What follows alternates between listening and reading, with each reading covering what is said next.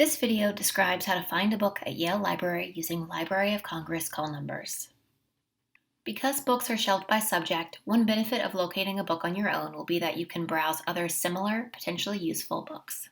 Start by identifying a print book using either Quick Search or Orbis and make note of the item status, library location, and call number. The call number will appear as a series of letters and numbers. It is essentially the address for your book. After you have arrived at the library that holds your book, have the call number ready so you can consult the stack map. To find your book, start by reading the first group of the call number in alphabetical order. For this call number, you will find books labeled with HQ after HP and before HR. The second group is read as a whole number.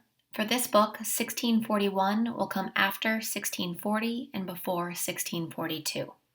After identifying the first alphanumeric group, you will be able to follow the signs at the end of each book aisle. Within each aisle, the call numbers will run left to right and top to bottom.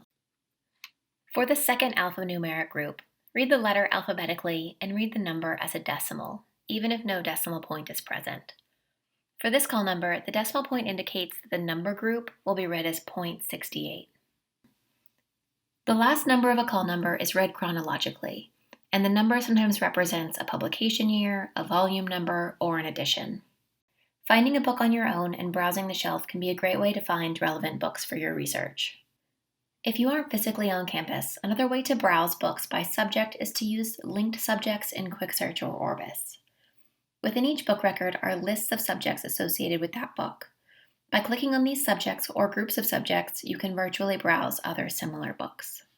If you need help using call numbers or if you have difficulty finding material, reach out to us at ask.library.yale.edu.